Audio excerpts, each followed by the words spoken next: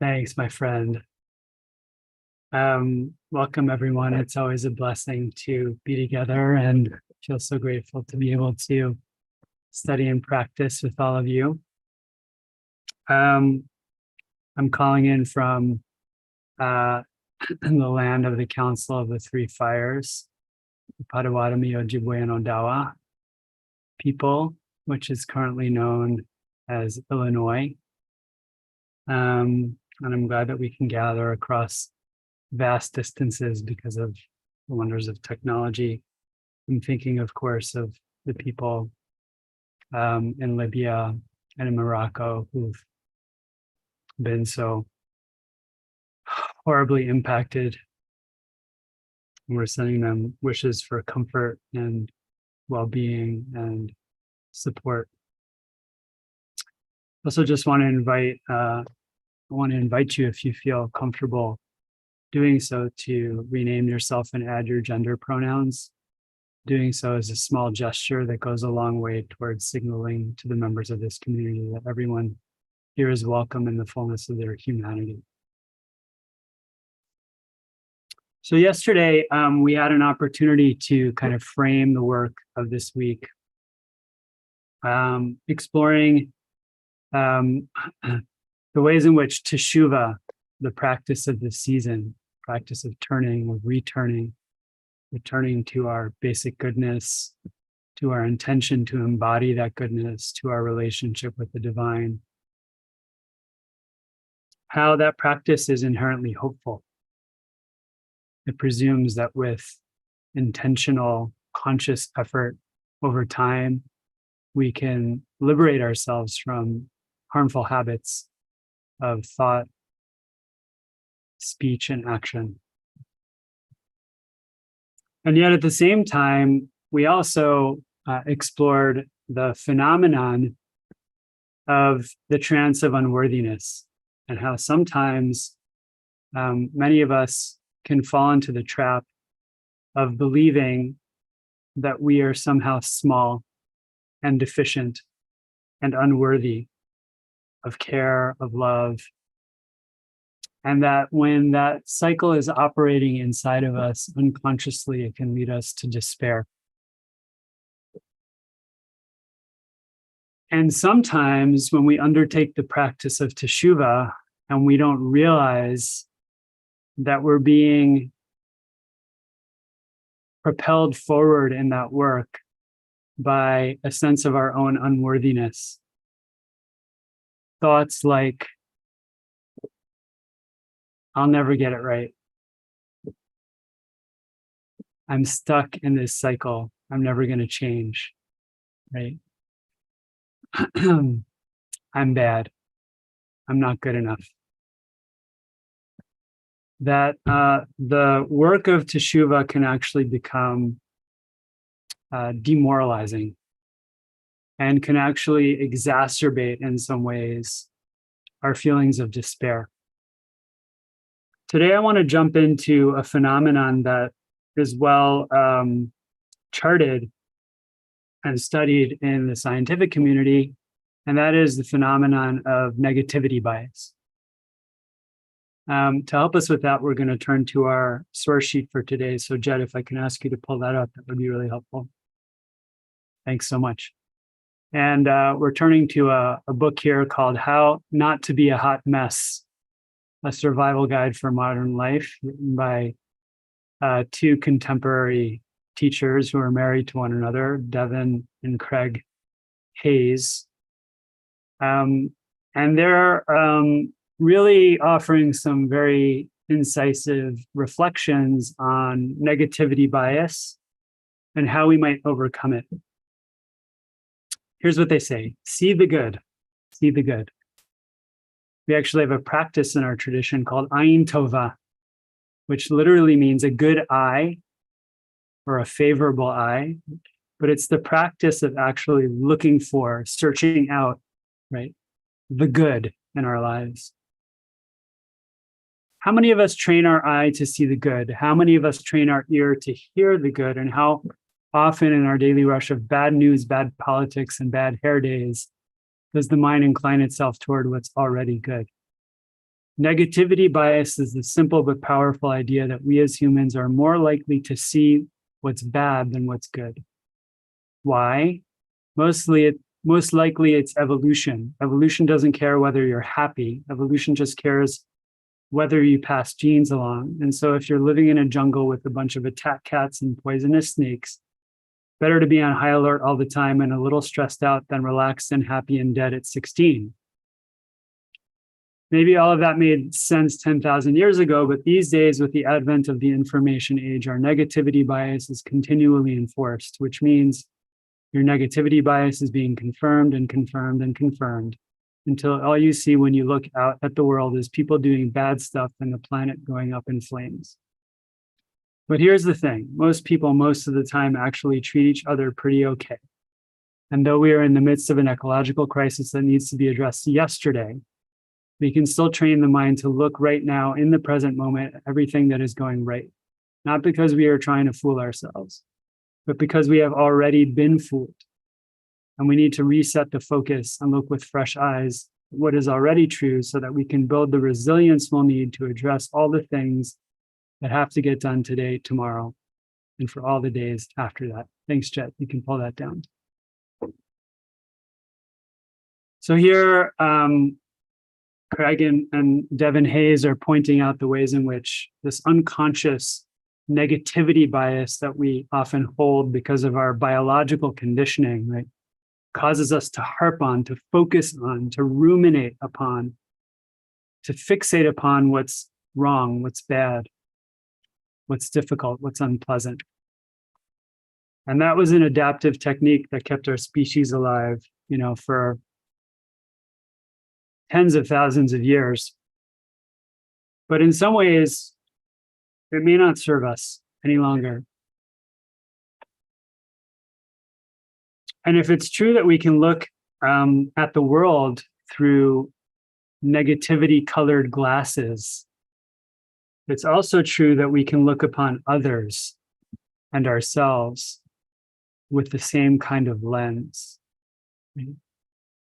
When you put on a pair of yellow glasses, everything in the world looks yellow, right?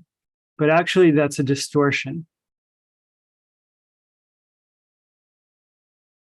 The problem with our negativity bias is that we don't realize that our perspective is distorted, right? We believe that the cloudy lens through which we're looking is reflecting reality as it is, rather than the truth, which is that we have a cloudy lens that's distorting our capacity to see clearly and to see the full picture.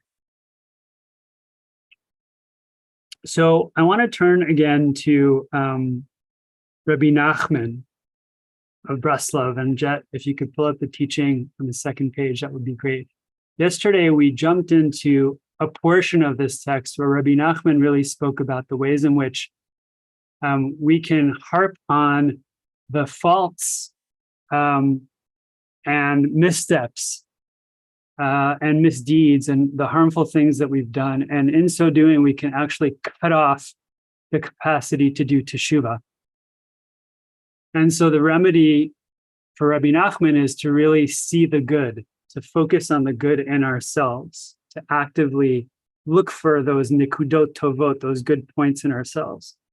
But actually, that practice appears later on in the teaching. And what I want to do now is go back to the very beginning of the teaching, where Rabbi Nachman invites us to actually see the good in others first. And I think that in doing that, he was actually providing us with a psychologically astute entry into practice, because it can often be easier to see the good in others than it can be in ourselves. And I'm just curious, for those of you who were here yesterday, when I invited you to focus on kind acts that you've done, right? And you can write into the chat in response just with the word yes, right? How many of you encountered some form of resistance? Some form of resistance or reflexive, habitual thoughts that were self-critical, like I don't deserve to focus on the good, or the negativity that I've done in my life, right? The harm that I've done in my life far outweighs the good. So if that was your experience in some way yesterday, just write in with the word yes to the chat. And we can just notice, right, that if that happened, we're not alone. We're not alone. Because this negativity bias, the sense of our own unworthiness, can be deeply entrenched in our psyche. That's not the case for you. That's wonderful. And I would argue that the practice Rabbi Nachman is offering here is still helpful. So Rabbi Nachman, I think, understood that sometimes it's harder for us to see the good in ourselves than it is to see the good in others. And so actually at the very beginning of the teaching, he actually directs our attention toward others. And here's what he has to say. No, we must judge everyone favorably.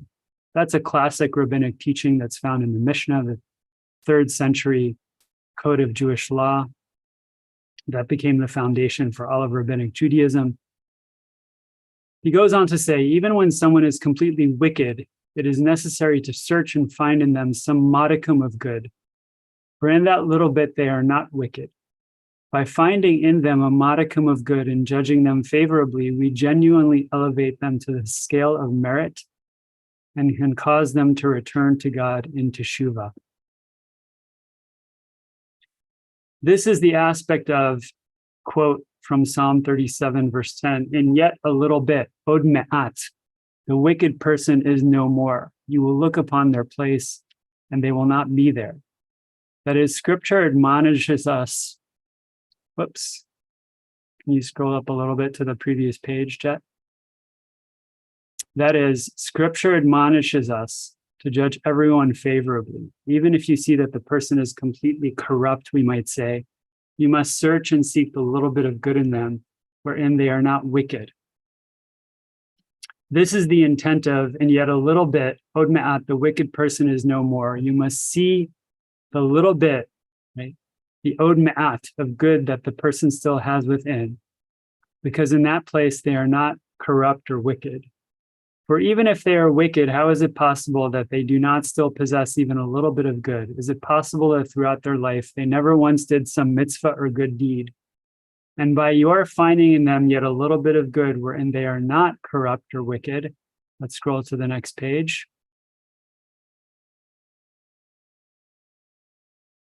And you're judging them favorably, you genuinely elevate them from the scale of guilt to the scale of merit, until as a result of this, they return to God in teshuvah. Let's pause the screen share. So Rabbi Nachman's teaching here that if you want to begin to overcome your negativity bias, one way to do that is really by searching out the good in others.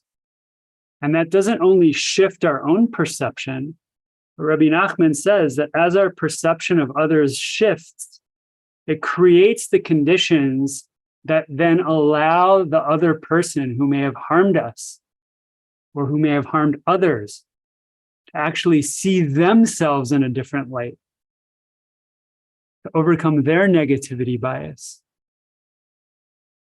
and actually change for the better.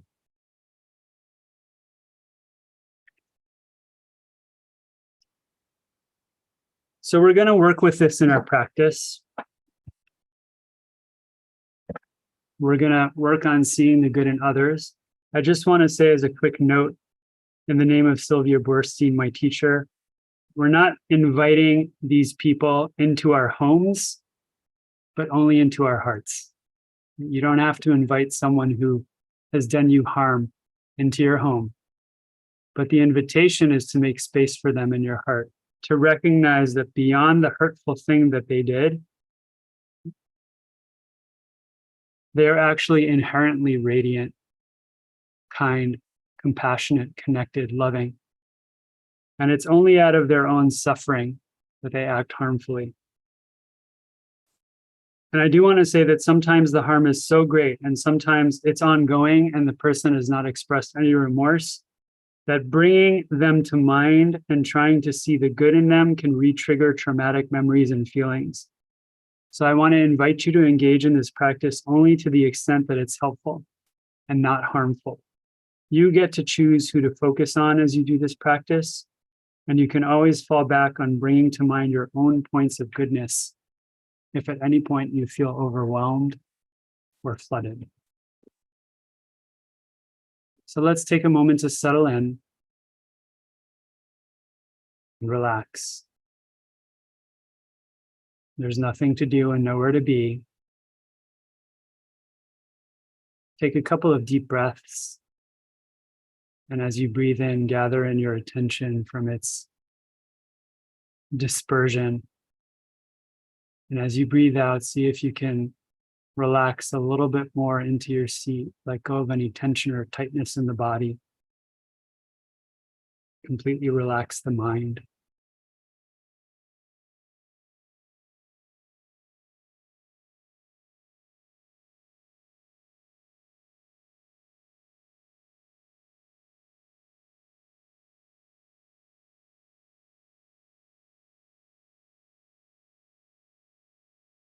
And after you've done that for a couple of cycles,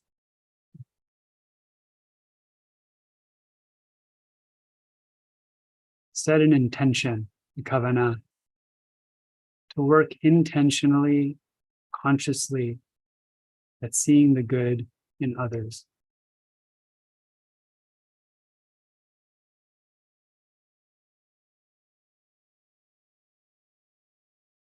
Viewing them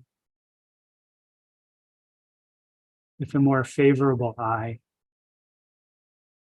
a less one-sided and colored lens.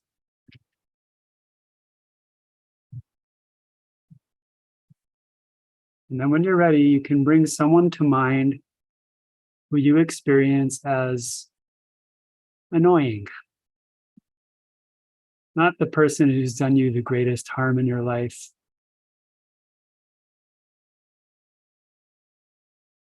but someone that you find to be difficult. And just notice as you imagine or visualize this person in front of you,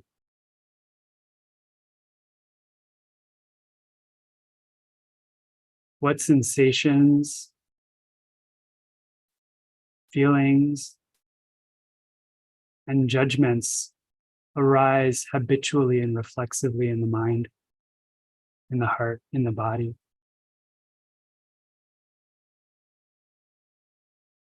Can you see if there's any negativity bias?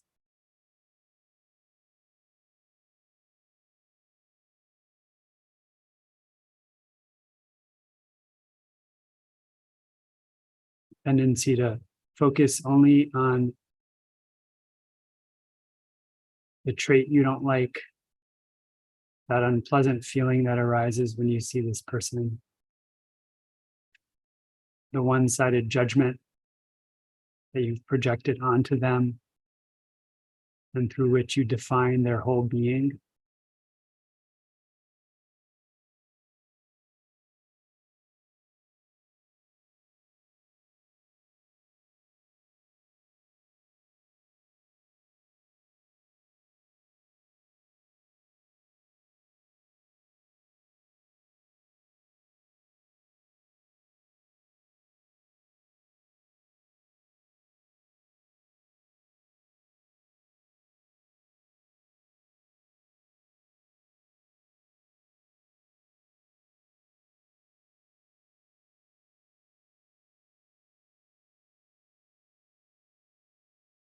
And then when you're ready, see if you can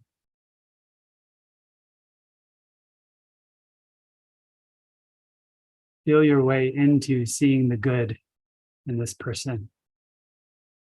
Is it possible that they've never done a single kind act? That they've never said a kind word?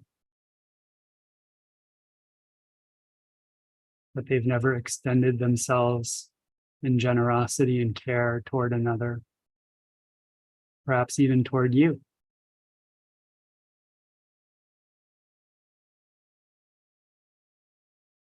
See if you can search out and find a little point of light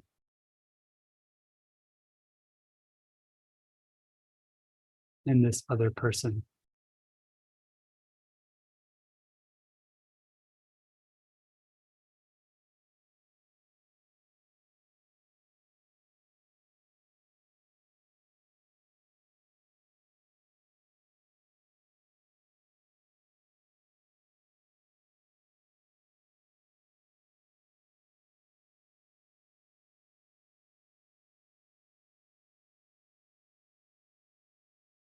just a little point of goodness that might hint at the possibility that this person is bigger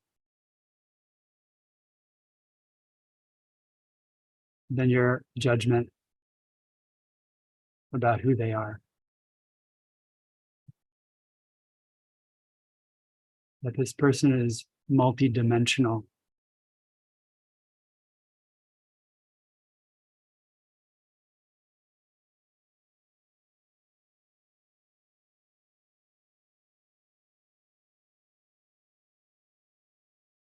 And that perhaps deep down, beyond the confusion and the hurt that this person may be experiencing,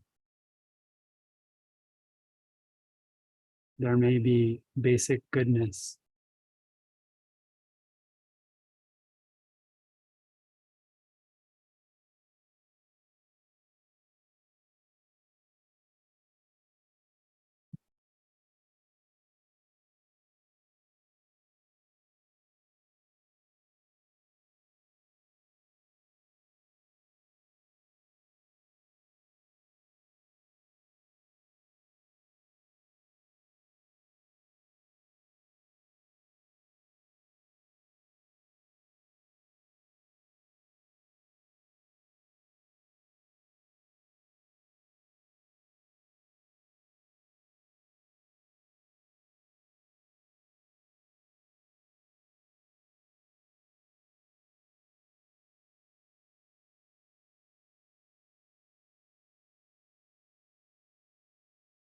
How does this practice impact your perception of this person?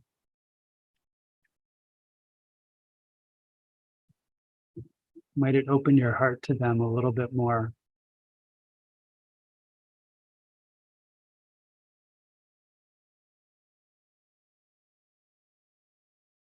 Might it support you to perhaps forgive?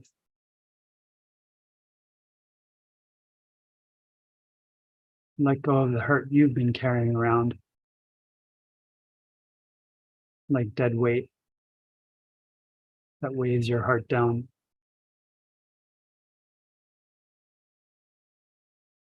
Just notice what you notice, feel what you feel.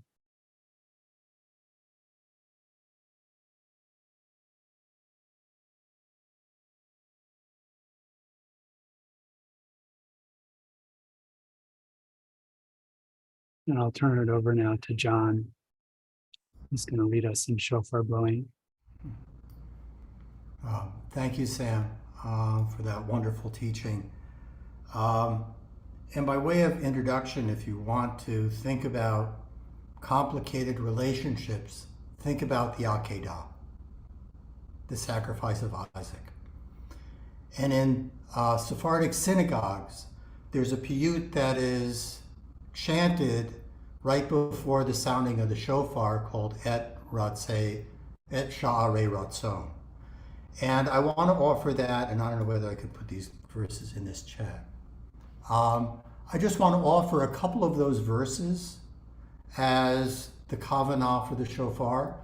And tonight at 7 o'clock, Rabbi Rolly Matulon and I will be doing a teaching on this. And you can attend most of it before the shofar project, if you want to, between 7 and 8. And this is what some of the verses say. Tell my mother that her joy is turned away. The son she gave birth to at 90 years of age has gone to the fire and been designated for the night. This is Isaac talking to Abraham. Where will I find a comforter for her where it pains me for my mother to cry and sob? Recall the binder, the bound, and the altar. My wilderness will reel in shock from the knife. Please sharpen it, Father, and my bond strengthen and burn the fire in my flesh. Take with you that which remains from my ashes and tell Sarah, this is Isaac's perfume. And so I invite you, when you hear the shofar now, is imagine how the shofar is reflecting this story and the conflicting feelings and the crying.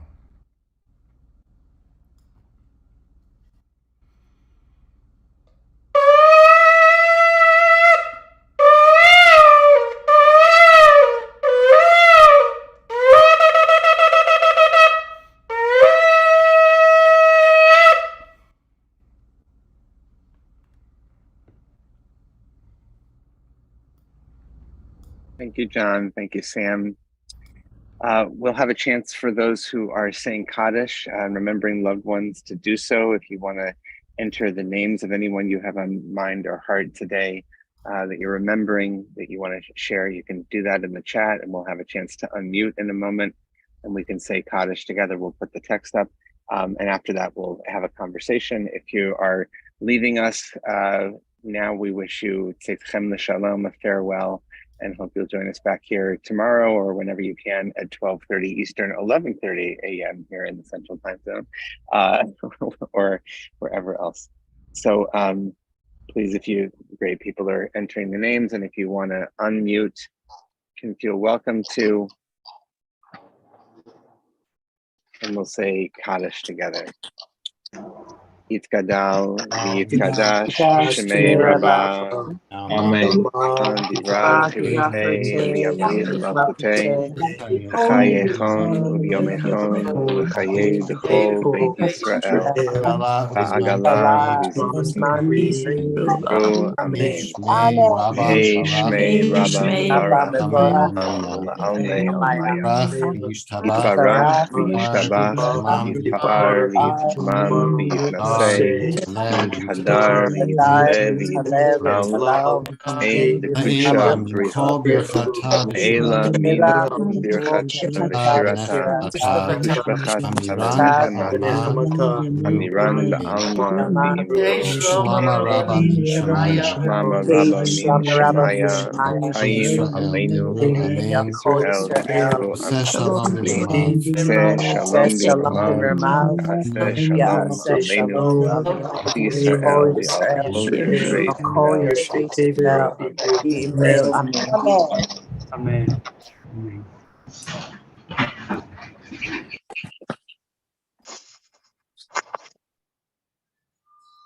Right.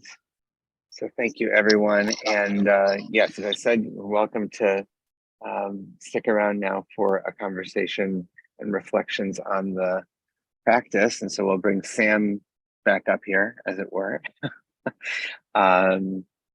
me. And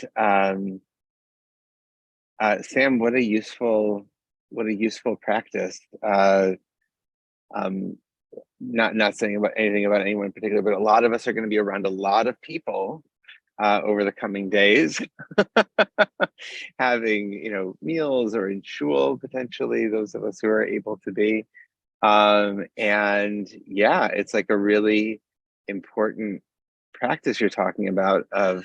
I found myself like just thinking about cultivating ayin tova towards people, and I love the teaching of which is just so important. We can only control what we can control, but if we can show up with an ayin tova, that sort of it felt like it's almost as though that radiates out, right? And the example that we can live by might inspire, or who knows what effects that has on other people in terms of opening them up. So yeah, I was really moved by that. There's always some questions coming in, and Pancho has a question. So this is a big political question, which I think really goes to kind of the first reading you offered, right? How can one apply this to the situation in Israel, right? And whatever side one is on, in that issue, and those who know but support the judicial reforms, how can we just spend time with them and not be triggered? I wonder if you want to go with that. Yeah, sure. If our practice is going to be real, and if it's not going to be about navel gazing, we have to think about how to apply it in the most challenging circumstances, both individually and collectively. So really, first, I just really want to appreciate the question. So here's something I want to say first and foremost about Rabbi Nachman's teaching. Rabbi Nachman is not saying that we should just paper over what's harmful in others, right? Or the harm that others have done, or what genuinely needs attention, repair, restitution, etc. I think what he is suggesting is that when we only see the situation through that perspective, right, through our negativity colored glasses, we tend to create the kinds of inner conditions that actually cut off the capacity for genuine change. And we ourselves become less resilient when we're caught up in the trance of unworthiness. And at the same time, we create a kind of community environment, right, that is characterized by unconscious negativity. And from that place, it's very hard to actually see possibility for change, for improvement. And it's hard to turn toward what needs attention with any degree of balance, open-heartedness, and resilience. So I don't think if Rabbi Nachman were in the room, I run a risk here, in speaking on his behalf, but having studied a lot of his teachings, I don't think he would say, let's say in regard to the situation in Israel, just focus on the good, ignore the negative, ignore what's painful, ignore what's difficult, ignore what's dividing people and what's creating conflict. I think he would say, though, however, right, that it is essential that people on both sides of the aisle look for the good in people on the other side of the aisle. Because in so doing, right, they can restore a sense that they're actually talking to real human beings on the other side of the aisle.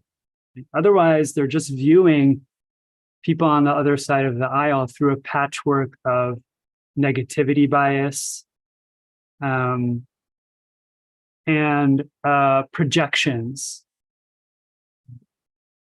that are ultimately not going to enable people to come to the table and actually have real conversations about how to address each other's pain points. So again, I think if Rabbi Nachman were alive today, he would probably advise people on both sides of the aisle, whether they're aligned with the right-wing government or with the protesters, right, to actually take a moment and pause and try to search out and seek the good in people on the other side of the aisle. We can imagine what would happen in America today if we were able to do that relative to people on the other side of the political aisle. At the same time, again, right, I don't want to in any way convey the message that, we're dealing here with moral relativism, right? Where that certain ideologies and actions and attitudes and policies are not genuinely harmful, right? And don't need to be addressed. The question is, how can we create the conditions to actually engage in genuine dialogue and meet each other in the fullness of our humanity, right? So that we can actually solve the problems from a place of balance and connection, rather than reactivity and division. So I hope that's a clear and helpful response. I'll share in the chat. There was I received yesterday a tefillah, a prayer, or kavanah, actually, I think he called it an intention for Ahavat Yisrael, love of fellow Jews, by my teacher and Sam's teacher, Rabbi Avi Weiss. It's a beautiful prayer. It's in both. Oh, it's telling me it's actually in. It's too long. I will. I'll work on getting that here for us. So we can read it. But yeah, in a similar vein. So here, actually, I can put it Oh no, that's not going to work either. All right, we'll work on it. Yeah. See if we can get it. There's one more quick thing I want to say also, which is if we were to Yeah. read on, we didn't have the time today, but I invite you to take a look at the source sheet. If you were to read on, Rabbi Nachman says, that a person who knows how to see the good in the members of the community is really fit to be a shliach tzibur, right? Which is one phrase that we use in our tradition for describing a prayer leader, right? A prayer leader, but it literally means an emissary of the community, which is to say, right, the person who can really present the community in its most favorable light, because they can find the points of good in every single person in the community. That person is really the most fit to stand before God, to stand in the presence of the divine, of the absolute, right? Not only during the Rosh Hashanah and Yom Kippur season, but really any other time of the year as well, and actually represent the community in such a way as to argue for its merits.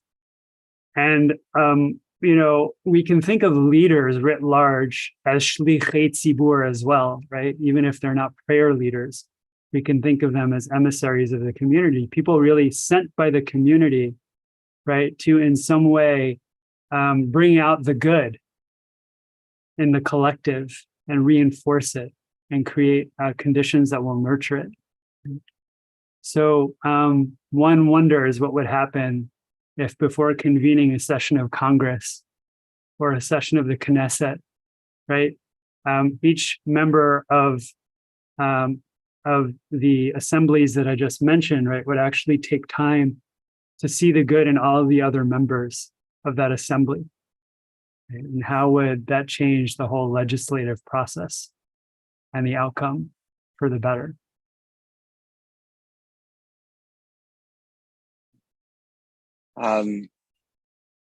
Lots of other comments here and reflections. I'm looking at Margaret's question. What if I'm completely comfortable with being imperfect, not complacent, but still cheerful? Oscar Wilde says, we're all of us in the gutter, and some of us are looking at the stars. Seems a great place to turn and to cling to the divine, with now a place in my heart for help and mercy, as well as I think that's humility. Yeah, that connects me to everyone. Right. Yeah, great question. Marcy, I don't know if you were here yesterday, right? But I think one of the features of the trance of unworthiness, this term was coined by Tara Brach, a contemporary Buddhist psychologist and teacher. One of the features of the trance of unworthiness is really a sense of perfectionism. Right? Because we feel in some way unworthy of love, of care, of acceptance, whatever it is, right? We develop the faulty belief. And this often happens because we get implicit and explicit messages from our family unit or from our society writ large, right? To compensate for our feelings of inadequacy, we try to be perfectionistic. And I also mentioned as well yesterday that one of the features of inherited trauma in the Jewish community, and you can check this out on a website called healingJewishTrauma.com, right? And they really map out the different ways in which internalized anti-Semitism and inherited Jewish trauma play out in terms of habits of heart and mind that we tend to exhibit as a people. One of those is really perfectionism, right? Another one is self-hatred, and they go hand in hand. Right? So to the contrary, right, these practices acknowledge that we're imperfect, right? And even in the midst of our imperfection, they suggest that we can also focus, right, on what is already good and beautiful inside of us, so that we don't have to try to be perfectionists. Right? We can recognize, actually, as I am right now, yes, I make mistakes. I'm human. I have limitations. I miss the mark. Sometimes I'm callous. Sometimes I'm mindless. Sometimes I hurt people intentionally so that I can feel big and I can make them feel small. All of those things are true. And at the same time, right, on some level, I'm actually perfect just the way I am. And we can hold those two truths, right, as a way of undercutting the sense that we're somehow unworthy, undeserving of love, acceptance, compassion, care from ourselves, right, and from others.